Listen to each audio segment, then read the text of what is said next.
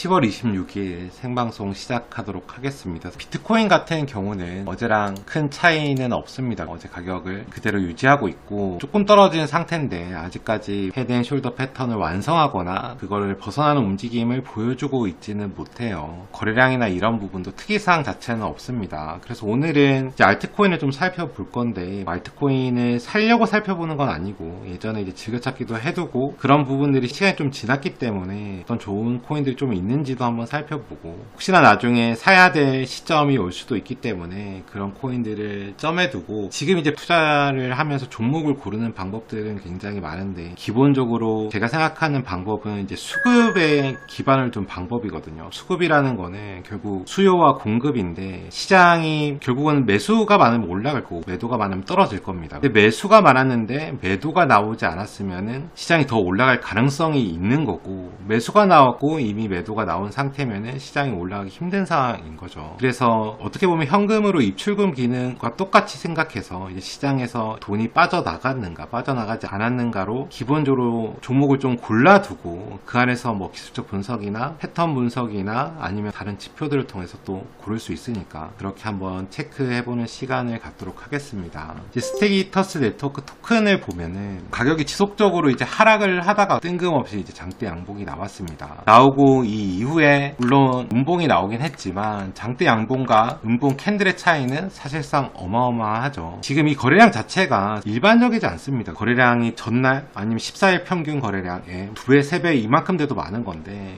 지금 이거 보면은 뭐 제 생각에는 많으면은 100배도 이상 되는 거래량인 것 같아요. 사실 좀 비정상적이긴 하지만 기본적으로 평균 거래량보다 갑자기 월등히 많은 장대 양봉의 거래량이 나오면 매집봉일 가능성을 봅니다. 이거는 주식도 똑같아요. 근데 이제 매집봉일 가능성을 유지하는 건 이 양봉 이후에 매도의 흐름이 나왔느냐 안 나왔느냐거든요. 이 뒤에 매도의 흐름이 이미 나와버렸으면 사실 매집봉이 유효하지 못해요. 스인트 같은 경우는 양봉이 나오고 뒤에 매도가 나왔지만 매도량이 굉장히 적습니다. 그리고 양봉에는 몸통만 큰 양봉이에요. 그렇기 때문에 매집봉일 가능성이 아직까지는 살아있는 거죠. 뒤에도 가격이 하락하고 나서 지속적으로 양봉이 나오고 있기 때문에 뭐 차트 자체는 제가 봤을 때 괜찮아 보입니다. 다만 이런 좋은 흐름들을 보여줬다고 해도 사실 이 좋은 흐름이 당장 결과값을 줄 거라는 보장 자체는 없는 거거든요. 이런 좋은 흐름이 주식 같은 경우는 몇 달 있다가 결과로 나오기도 하고, 코인도 몇 달 있다 나오는 경우도 있고, 이게 뭐 몇 주 있다 나오는 경우도 있고, 빠르라서 며칠 있다 나오는 경우도 분명히 있습니다. 아직까지 이 좋은 흐름에 대한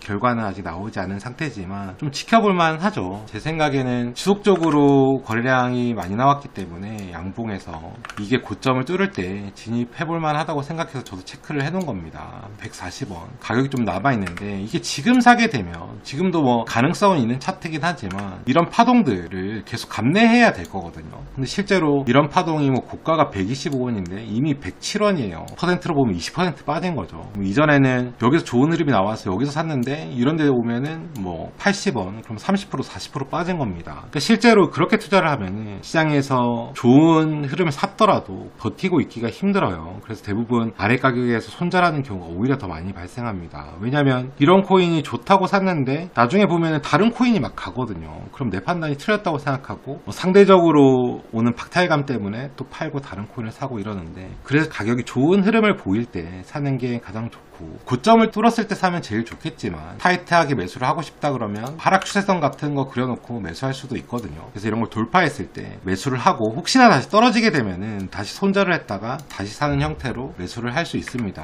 그러니까 이런 코인들은 아직까지 제가 봤을 때 눈여겨볼 필요는 있거든요. 도지코인도 나쁘진 않네요. 지속적으로 매수 양봉을 싣고 나서 아마 좀 빠져가지고 제가 크게 신경을 안 썼는데 저점에 와서 다시 매수 형태의 캔들이 나오고 있기 때문에 도지코인도 지금 상태로 나쁘지 않은 것 같아요. 근데 이게 지금 고점과의 격차가 좀 있어서 이제 매수 타이밍을 잡는 게 좀 문제긴 한데, 어차피 이런 투자 방식 자체가 결국에는 확률을 구하는 거거든요. 내가 10개 중에 5개를 골랐는데 시장에 올라가는 상승률보다 내가 고른 코인의 상승률이 조금 더 높으면 무조건 투자해서 성공한 겁니다. 시장이 하락할 때 내가 가진 코인의 하락률이 조금 더 낮으면 무조건 성공하는 거예요. 이런 식으로 조금만 투자를 이어가도 사실 연에 몇십 프로 수익은 그렇게 어렵진 않거든요. 근데 여러분들이 상대적 기대 수익 수익 때문에 조금 낮은 가격에서 잡으려고 노력하는 경우가 많은데 나쁘지 않기 때문에 다만 이제 언제 사야 되는 타이밍은 좀 지켜봐야 될 것 같습니다. 이렇게 꼬리가 있는 차트들, 양봉이 나왔다가 들어가는 차트들이 많은데 사실 이런 차트들은 이런 게 여러 개 있으면은 시장에서 사실은 뭐 주식에서는 잘 안 나오지만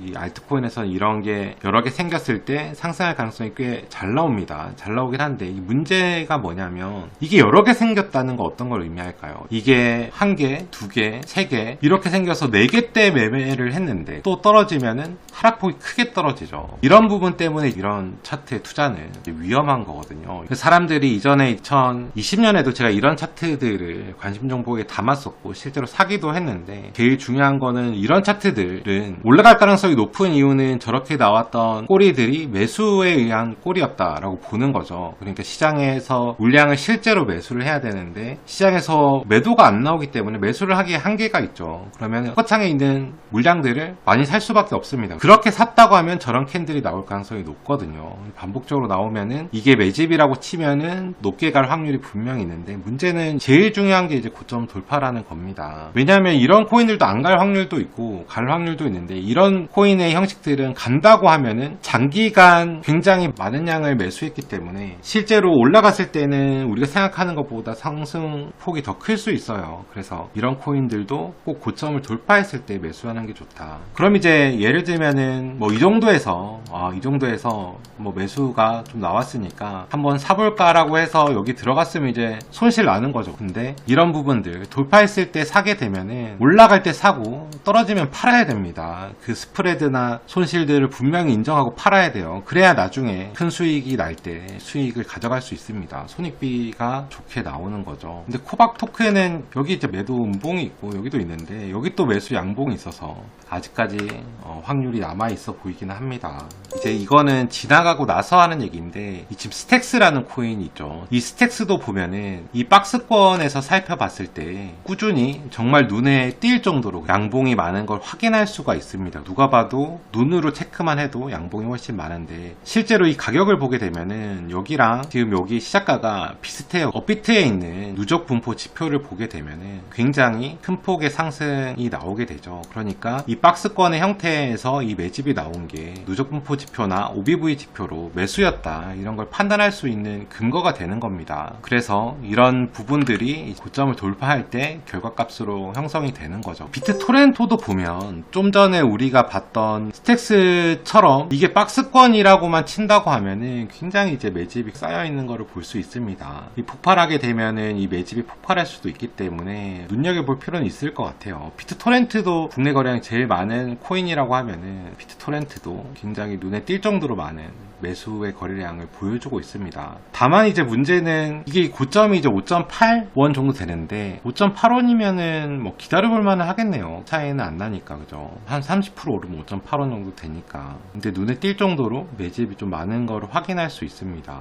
톤 같은 경우는 이거는 좀 봐야 돼요. 왜냐하면은 이게 이제 같은 가격대에서 꾸준하게 이런 형태의 윗꼬리가 나오는 거는 긍정적인데 지금 이 친구 하나가 엄청나게 솟아있죠. 그래서 이 부분이 진정으로 매집이었는지 확인할 필요가 있습니다. 아까 얘기했듯이 이 윗꼬리가 차트에 좋은 영향을 주기 위해서는 호가창에 있는 물량을 사는 목적으로 가격이 올랐어야 돼요. 그러니까 급등하면서 호가창을 쫙 긁으면서 올라갔다가 점진적으로 떨어지는 형태가 나와야 일반적인데 이게 우리가 차트를 통해서 캔들이 정확하게 이제 파악이 안 된다. 그럼 이제 타임 프레임을 줄이거나 늘리면서 또 다른 방식으로 분석을 해볼 수 있거든요. 저기가 이제 가장 중요한 부분인데 왜냐하면 시장에서 우리가 차트나 캔들이나 거래량 분석할 때 결국은 시장에 영향을 많이 준 캔들과 거래량이 어떤 방식이었냐를 보는 게 시장을 가장 빠르게 이해할 수 있습니다.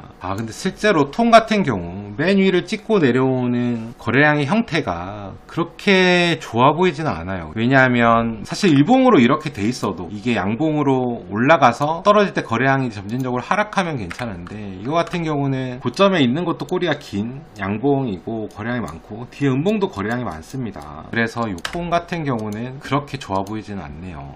지금 시장을 보니까 이 차트들 자체가 전반적으로 다 좋은 형태는 아니긴 합니다. 안 좋은 것도 있고 기대해 볼 만한 것도 있는데 뭐 흐름이 전반적으로 좋다고 보기엔 좀 어렵네요. 이게 사실은 2020년 말 중순 이때는 차트가 전반적으로 다 좋긴 했거든요. 근데 지금은 전반적으로 다 좋은 모습은 아니긴 해요. 나중에 이제 순환장이 펼쳐지면은 이런 것들 중에 오르는 게 나올 수는 있을 것 같은데 아직까지는 시장이 전체적으로 상승의 흐름체로 돌아설 여건 자체는 보이진 않거든요. 물론 이 상황이 비트코인의 변동성에 따라서 바뀔 수는 있지만, 그래서 제가 봤을 땐 좀 신중하게 고르는 게 좋을 것 같아요. 여기서 우리가 뭐 아무거나 골라도 나중에 다 연말이면 다 오를 거다 이런 생각보다는 조금 신중하게, 여기서 나중에 정말 시장이 좀 나아져서 순환매매로 돌 때 오를 수 있는 코인을 꼭 고른다는 생각으로 신중하게 선택하는 게 좀 올바른 투자를 할 수 있는 요건이 될 것 같습니다.